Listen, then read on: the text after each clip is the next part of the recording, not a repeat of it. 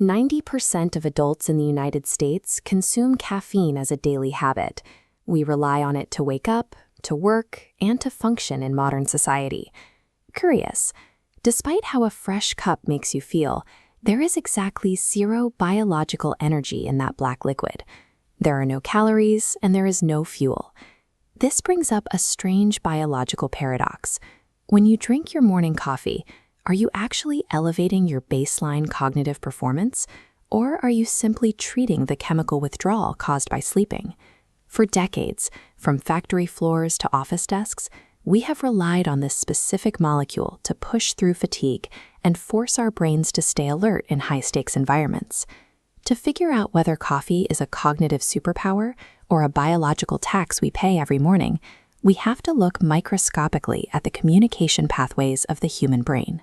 Caffeine functions as a neurochemical hacker, specifically targeting and manipulating the way our brains perceive exhaustion.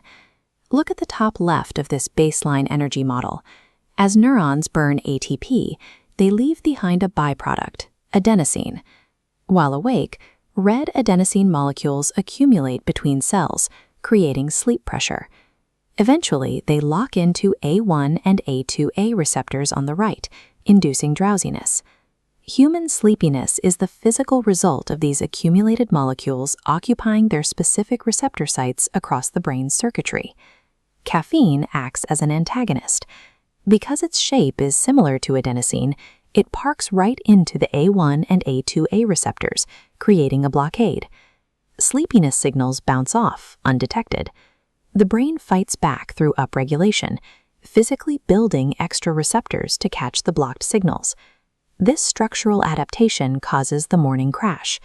Overnight, as caffeine clears, the brain is left with an artificial surplus of empty receptors. When you wake up, the morning surge of normal adenosine hits these extra receptors simultaneously.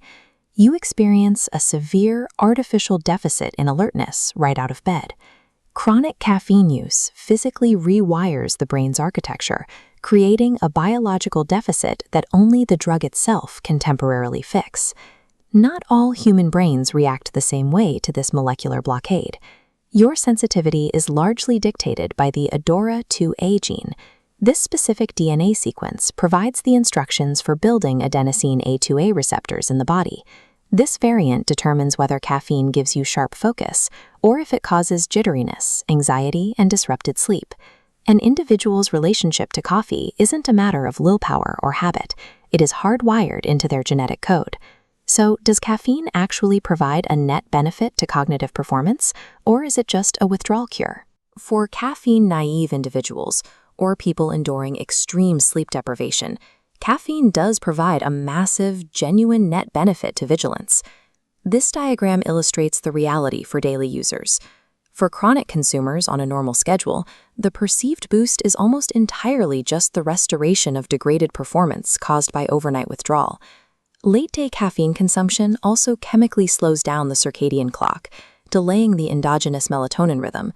Melatonin is a hormone produced by the pineal gland that regulates your sleep-wake cycle. A daily coffee habit actively overrides and shifts the body's biological clock. Caffeine is arguably the most effective, globally accessible performance-enhancing drug on Earth, but the brain still treats it like a drug. To truly harness its alerting power, consumers must treat caffeine as a strategic tool for acute needs, rather than an automatic daily dependency.